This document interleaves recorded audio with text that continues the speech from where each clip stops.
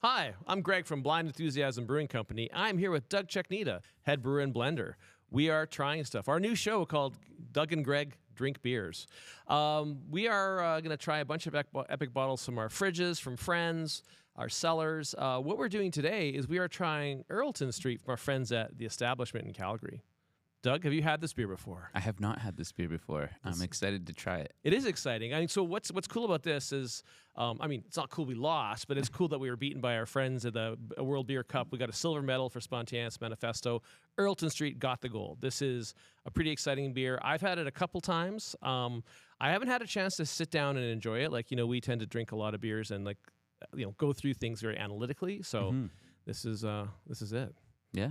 So a couple little notes on the beer. One thing is that it is a blend of multiple barrels. The intention was to try, and they said, find the best balance of complexity and balance at the same time. We're going to talk about the details as we drink it. So I really hate sitting here not touching beer that's ready to drink. So let's begin. Cheers. Cheers. And we look each other's in the eyes. We'll tell the story one day about that.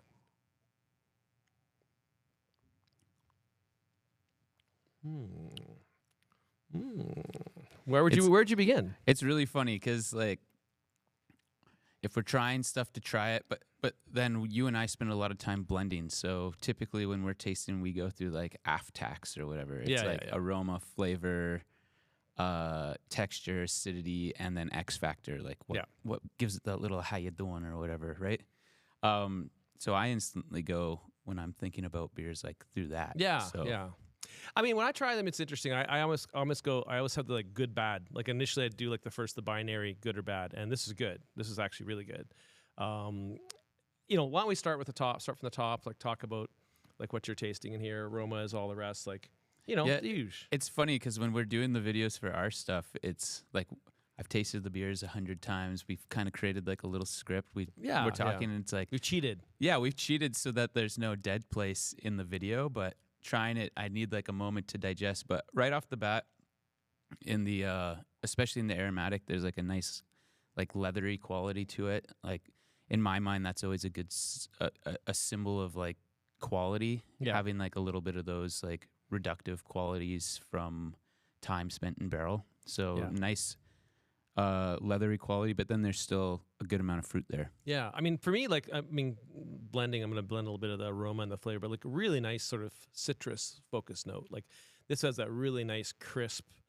I know what the label says on this, but I'm going to say a little different. Definitely an orange peel, kind of a really nice, and it's kind of persists from the beginning to the end. It's actually nice and thorough through the drink. Yes, and the quality of the acidity too. It's not just it's not just a lactic acidity. That citrus kind of quality comes through as well in the way the acid presents in the beer. Yeah, I mean, if you were to try this blind, and you didn't know what it was, what would you think? Would you be able to pick this as a mixed fermentation? Yeah. And what is it that tips you off in that regard? For me, it's a number of things. So one is the ester quality. It's very much so from Saccharomyces ester profile.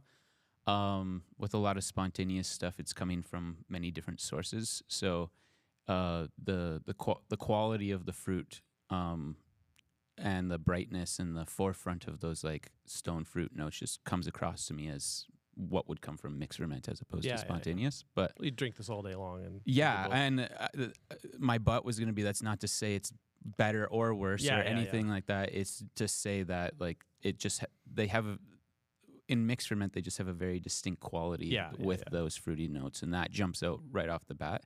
And like you said, the fruitiness is so nice. You could drink this. I mean, super. You could drink it all day. Yeah. This is a really, really good beer. I think one of the reasons I think it did so well in competition, it is very well balanced. It has a real sort of clear flavor profile. The flavor profile in this is really, really precise. I really, really enjoy like I said, the citrus elements of it. And there's a little bit of stone fruit in there too. I would say, in my opinion, it takes a little bit of backseat to the citrus notes. I don't know if you feel the same way or not. I feel like it's pretty balanced between the stone fruit and the citrus. The citrus is by all means there for sure. Yeah. But I get so much of the stone fruit as well. Oh no, it's definitely there. I also hang out with Nick Koza, our brewer, who always is pointing those notes out. Yeah. So for me, they always jump to the forefront now because of that. So like we mentioned, the acidity. Acidity was really, it's kind of quite round. Like I felt it was kind of like in complex. It wasn't like a single note or anything like that. Yeah, there's like a little bit of sharpness in the finish. It's pretty round and coating the acidity, and it matches really nicely with like a little bit of tannin that's in the beer there. And it's not super fleeting or lingering. Like it really is balanced in that it doesn't sit on the palate too long, where sometimes that can be cloying, or it's not so fleeting that like it just comes across tart initially. Right.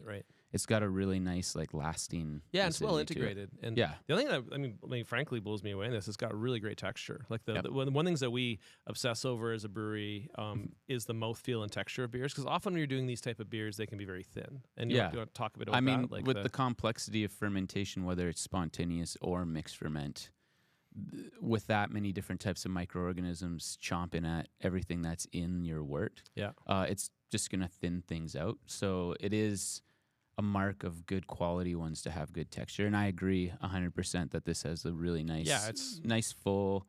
It dries out where it needs to at the end, but it doesn't. It doesn't become dilute or watery like you'd said. Right. Yeah, it's something that's very thin, but this is really, I get a nice real fullness from it. I mean, any other notes of what we've probably glossed over and skimmed over? And I mean, we're tasting it and talking about it as we go. It's funny. I don't want to like compare and contrast to our beers, but there is a really nice like musty quality in this as well. Yeah, and it reminds me of some of our mixed ferment beers that we've done in the past. Yeah, like which that is barrel mustiness kind of. Yeah, it's fermentation. It's a little bit of like what was in the barrel before. It can be a number of things. It's kind of like a cellar mustiness. Yeah. And I mean this in a good way, but it's funny when you're like, this kind of reminds me of something like. For me, it's we've tasted Measure of Patience and the first batch 2019 of Substantially Complete, and it's that musty quality specifically is just reminding me of that, there's a which hint is of that, cool. So, so as a point of comparison, if you've had our beers, there is some musty quality that is similar.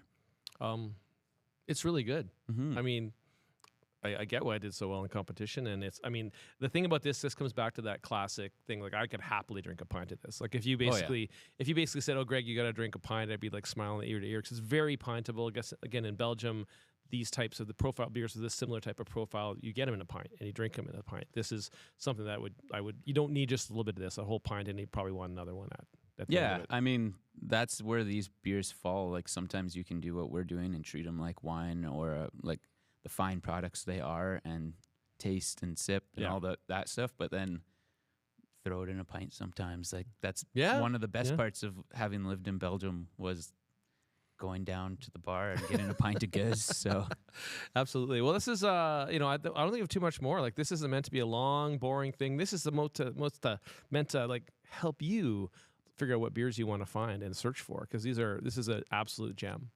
Yeah, absolutely. It's cool also that there's other people in Alberta. Like, I've known Mike from the establishment since I think we first met in like 2011 or something like that when I was at brewing school, and he's checking out the program and the yeast research projects we've had. So to see that Mike's gotten his product to this quality is really exciting. Yeah, I mean, we're back-to-back Alberta golds. We got the gold last year with homage to the old ones, and they got the gold this year with Earlton Street. It's real testimony. And also it's the 2023.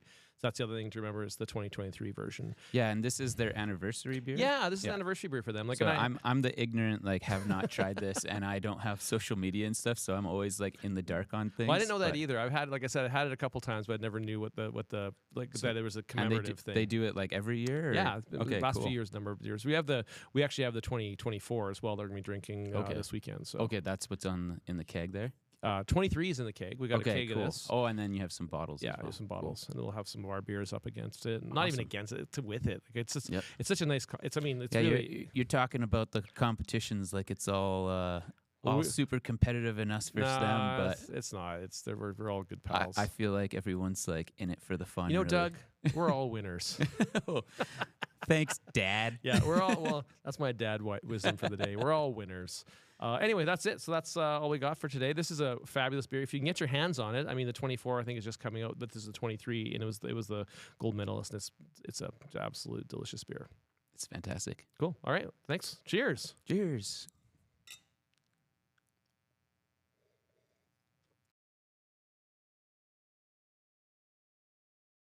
Remember, don't slam it on the table or Tom will get mad at us. I know. I was trying so hard not to. All right. That's it.